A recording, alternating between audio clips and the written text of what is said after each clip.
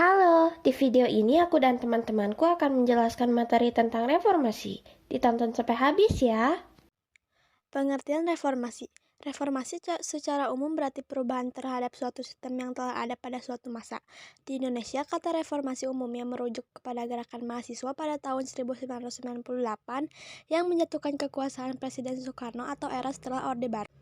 Sejarah reformasi. Mundurnya Presiden Soeharto dilatar belakangi krisis moneter sejak 1997. Kondisi ekonomi Indonesia pada saat itu tengah sangat melemah dan merosot, sehingga menimbulkan ketidakpuasan masyarakat. Ketidakpuasan ini kemudian semakin membesar dan memicu terjadinya demonstrasi besar-besaran yang dilakukan oleh berbagai aksi mahasiswa di wilayah Indonesia. Kerusuhan-kerusuhan terjadi hampir di setiap daerah di Indonesia. Akibatnya, pemerintahan Orde Baru di bawah kepemimpinan Presiden Soeharto pun mendapat banyak tekanan politik baik dari dalam negeri maupun luar negeri. Dari luar negeri, Amerika Serikat secara terbuka meminta agar Soeharto mengundurkan diri dari jabatannya sebagai presiden. Sedangkan dari dalam negeri terjadinya gerakan mahasiswa yang turun ke jalan menuntut agar Soeharto lengser dari jabatannya. Kepemimpinan Soeharto semakin menjadi sorotan sejak terjadinya tragedi Trisakti pada 12 Mei 1998, di mana 4 mahasiswa tertembak mati dan memicu kerusuhan Mei 1998 sehari kemudian.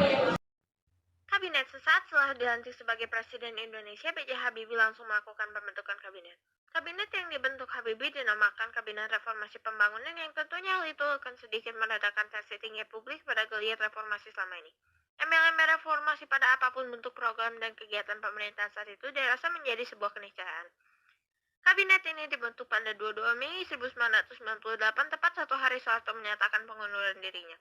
Unsur-unsur yang masuk dalam jajaran kabinet itu pun tidak melalui berasal dari satu golongan.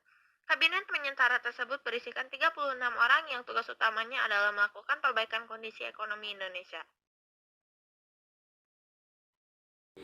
Kelebihan 1.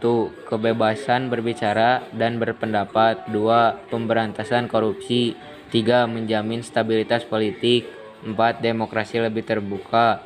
5. Jumlah partai politik tidak dibatasi. Memiliki beberapa kekurangan, yaitu 1. Membuat banyak masyarakat menjadi salah tafsiran pada reformasi. Kedua, masyarakatnya menjadi terlalu bebas. Ketiga, ditinggalkannya program-program masyarakat yang secara konseptualnya cukup baik. Keempat, banyak pemaksaan oleh pihak-pihak tertentu. Kelima, menjadi rendahnya pengetahuan tentang politik pada masyarakat. Awal reformasi. Masa reformasi di Indonesia terjadi pada Mei 1998. Penyebab peristiwa era reformasi adalah krisis ekonomi dan menurunnya kepercayaan masyarakat terhadap pemerintahan Presiden Soeharto. Kerusuhan yang terjadi saat krisis ekonomi yang memicu era reformasi di Indonesia pada 1998, kepercayaan tersebut menurun karena pemerintah tidak mampu mengatasi krisis ekonomi yang sedang dialami Indonesia pada 1997. Kondisi pemerintahan Indonesia sebelum masa reformasi 1998 didominasi oleh kalangan militer, sehingga demokrasi kurang berjalan dengan baik. Selain itu, perekonomian juga terpuruk, yang disebabkan karena korupsi, kolusi, dan nepotisme marak terjadi dan bergantungnya ekonomi Indonesia pada bantuan modal asing. Karena serangkaian kondisi tersebut dan banyaknya kerugian lain yang dialami masyarakat, maka terjadilah gerakan era reformasi pada tahun 1998 yang dipelopori oleh kalangan mahasiswa dan intelektual. Tragedi Trisakti. Peristiwa yang mengawali gerakan reformasi adalah terjadi pada tanggal 12 Mei 1998 di Universitas Trisakti, Jakarta. Saat itu terjadi berontak antara aparat keamanan dan para demonstran yang menyebabkan 4 orang mahasiswa gugur dengan luka tembakan. Kerusuhan dan penjarahan massal akibat peristiwa tragedi truk terjadilah kerusuhan berupa perusakan pertokoan, rumah, perkantoran, dan kendaraan milik warga. Kerusuhan terjadi di banyak lokasi di ibu kota. Sasaran utama dari para pelaku kerusuhan adalah aset milik masyarakat keturunan Tionghoa di Jakarta.